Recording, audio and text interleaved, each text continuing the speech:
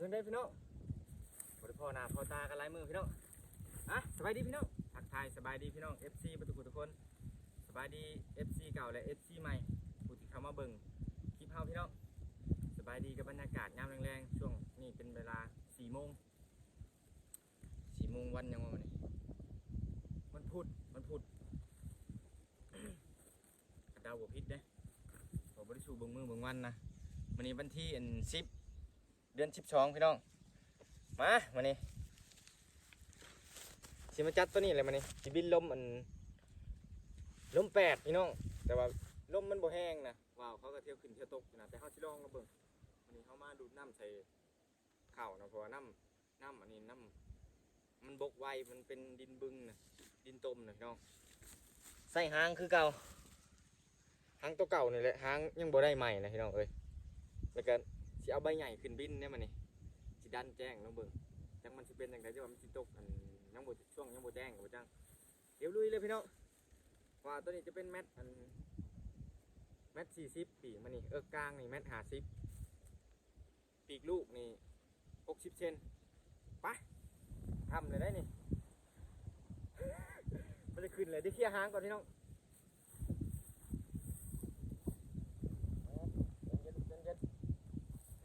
เรียบร้อยพี่น้องผู้คำเลยเขาเจ้าก็หาอะไรคุยเขาแรงได้บัดนี่เอากระเทียมเลยหางนี่เขาย้ายออกขักขนาดได้บัดนี่นะผู้เห็ดเบิ่งว่าหางมันสิจางทำไดเขาเห็ดแนวยาวได้บัดนี่นะโมเมนต์ก้นยาวท่ายาวนะสิลองเบิ่งตอนที่อิดนะเขาติดนะงามตอนกลางคืนนะติดแล้วโอ้ใช้เวลาโดนนะพี่น้องเลยพอมันค่อยๆติดนะเขาก็บ่ค่อยเป็นปานใดกระดาษปูนจากผังไทยพี่น้องผังไทยเขาเนี่ยชุดยอดเลยนี่อันนี้มันถึกแดดแล้วมันหดเขานะตะกี้มันเป็นยุ่งๆอย่างนี่หรอกพี่น้องไปผูกเข้าธรรมดาก่อนมันสิเป็นจังไดมันสิบินหรือว่ามันสิหมุนทั้งหลายเนี่ยเขายันมันแต่มันหมุนอย่างเดียวพี่น้องบริยานยังดอกยันมันหมุนขออย่าหมุนก็แล้วกันหมุนในงานเข่าเลยโอ้โหลมแห้งแค่นี้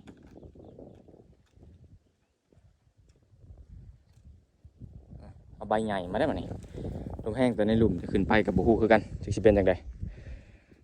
เด้เข่ากำลังเขียวขึ้นเลยแหละดินมันแตกเขิมแห้งเลยมาดูดน้ำใส่เดี๋ยวบินกับพี่น้องข้าวก็ห่วยไปเอามาเลย ยังบริบินหล่นฮักเด้ติดมันกระดาษปูนมันกระเจ้าถือโต๊ะกระเจ้าหยิบมันนะมันก็เลยแตกชอดลายนะเด้เอาตากเบลเลยแทนนี่ไปลุยเลยผูกเสือกเอาเสือกตัวใหม่มานี่เสือกม้วนเก่าแต่เขาแบ่งใส่นะเอาตัวใหม่มาเสือกตัวที่เขาแลนบางช่วงนาฮ้อนอะไรเกือบปากเขาแตกเขาพลาดแน่เลยกลางคืนอย่างเมื่อเอาว่าประมาณ12 โมงมาเลยลมบ่มีลมฮ้อนลุยเลยเด้คูกเสือกอันนี้แหละเขาพลาดคันประตูย่ามมันแรงนะเขาแลนวาวนี่แหละแต่โมเมนต์วาวตัวนี้ดอกนี่เสือกใหม่ๆเนี่ยตัวนี้อยู่พุ่นแล้วประมาณบาง50 เมตรนี่แหละเด้วาวเขาก็รออยู่นะมันจะตกอยู่มันอยู่ไกล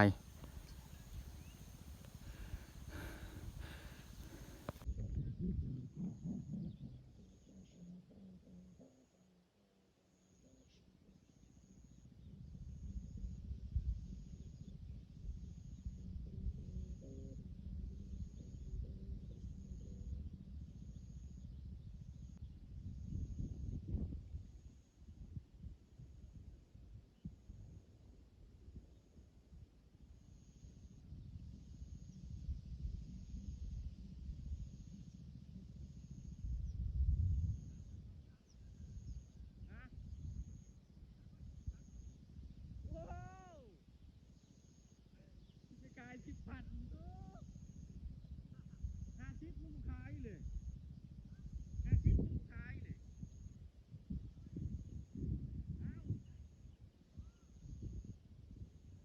ไปเห็ดมันคือคนอื่นใด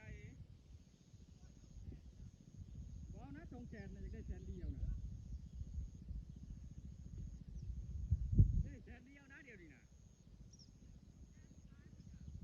แสนเดียวไม่ได้แสนเดียวลุกมาแล้วนะ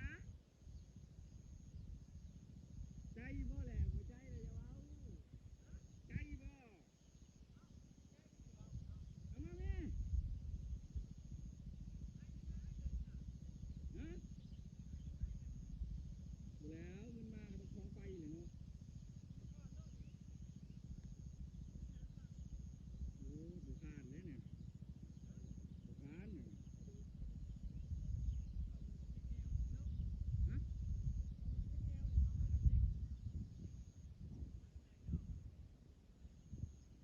นักหัวมันไว้นักหัวมัน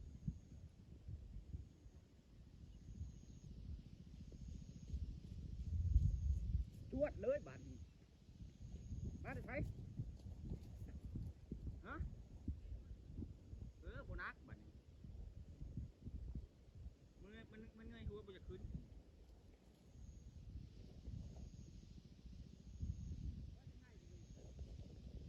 ฮะมันบ่พอจะให้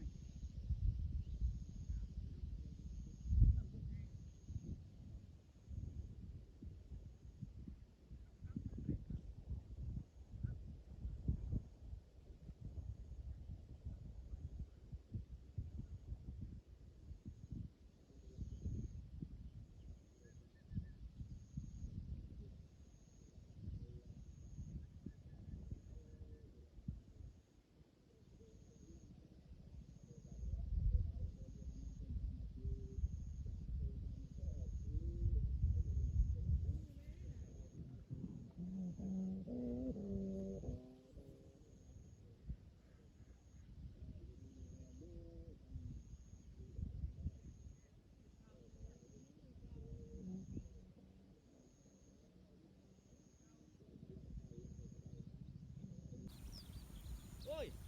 เบิ่งไก่คืองามเบิ่งไก่น่ะติ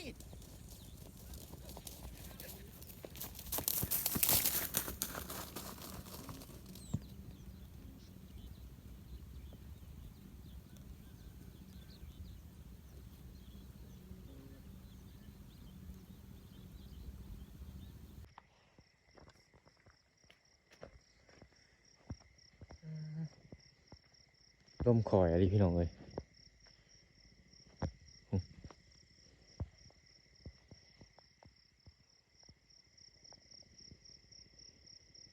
คือสิตกนี่แหละเสียงจนบ่อยากได้ยินเลย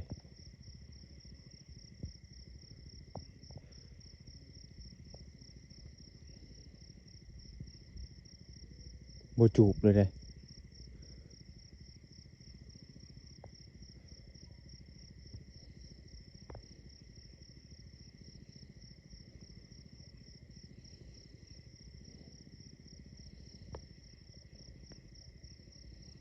ปล่อยจำเลยปล่อยสุดเลย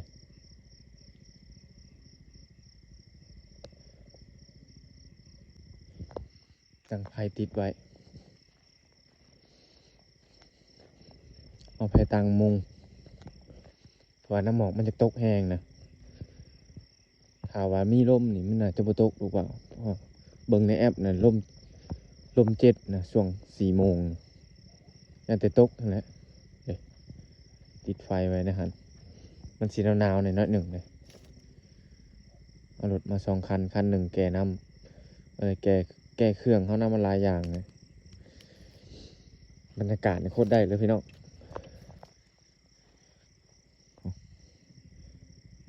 เดี๋ยวนอนกับพี่น้องสำหรับคืนนี้พันดีเดี๋ยวถ่ายรุ่นน้องกันมื้ออื่นมื้อนี้ก็ทดลองเบิ่งก็นอนได้ตื่นหนึ่งพี่น้องมื้อนี้เป็นมื้อวันประหัสของวันที่12และ11เดือนธันวาคมตื่นลุกมาเจาะเบิ่งน้ำแต่ปรากฏว่าเบาๆเนี่ยยังบ่ตกทุกคนที่เขาปล่อยไว้บ้านนี่นะทำงานอย่างดีเลยบัดนี้เมื่อคืนนี่คือสิตกเลยตึ๊ดนี่นะมาเจาะเบิ่งน้ำนะกำลังสิพอไปแล้วผมบอลมันแห้งๆนี่เห็นบ่ ต้นเขามันกำลังคายน้ำ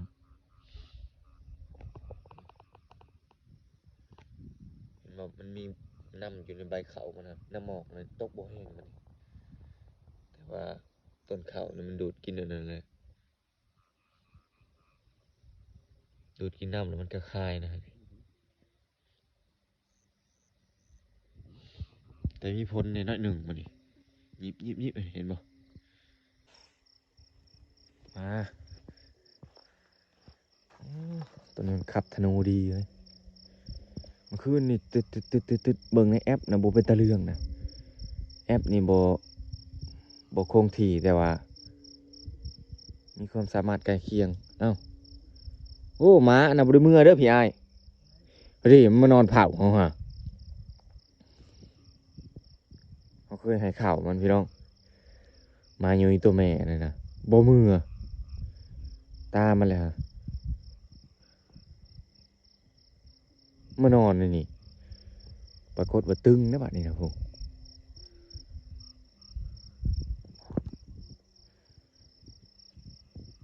อย่าพังจักหน่อย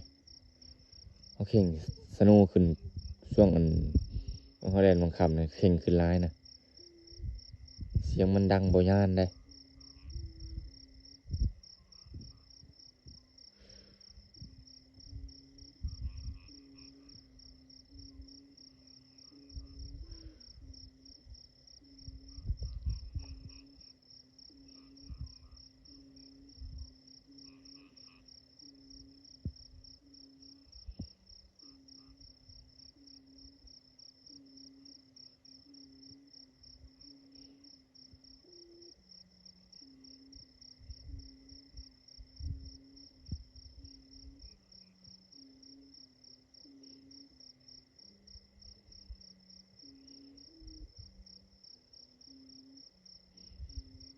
ฮะเดี๋ยวมันสิเป็นในตอนเช้าแล้วมันสิล่วงบ่2 โมงแล้วตอนนี้ถ้าเบิ่งตอน4 โมงหรือว่า5 โมงพี่น้องเดี๋ยวไปนอนดีกว่าจากนอนนะเดี๋ยวดึงแห้งตัวนี้ขึ้นดักนี่เดี๋ยวไปนอนกับพี่น้องพอกันมื้ออื่นเช้าแจ้งแล้วพี่น้องยังบ่ตกอยู่แจ้งค่ะโอ้ยมันนักหางพี่น้องเอ้ยเฮ้ยถ่ายมันยาวโพดบ่นักดอกหัวนี่เบิ่งคักแล้วนี่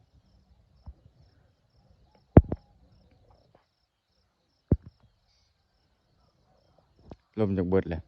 แทนพอลมแห้งมันสัดแก่งหางขึ้นแล้วนะ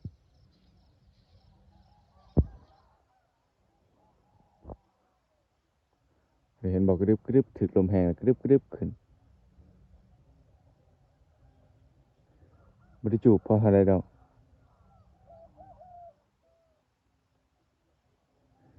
เป็นสิบ่ตกรุ่นนี้ว่าแปลกเลยบ่าวส่งเม็ดข้าว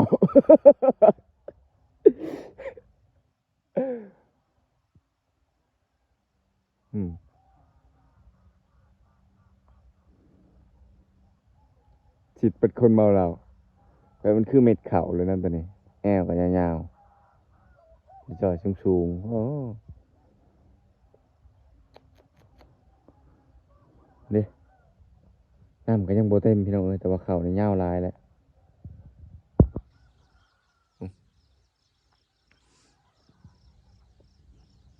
ทั้งนั้นนะพี่อ้ายดูดเอาเต็มใบเนี่ย2 ข้อมือเลยพี่น้องนอนหันละคืนนี่กะบอลกระตุกพอนอนคนละทางฮะสำนี่แหละพี่น้อง มันนักหางซัวเลยครับว่านี่ถ่ายมันยาวเกินนะ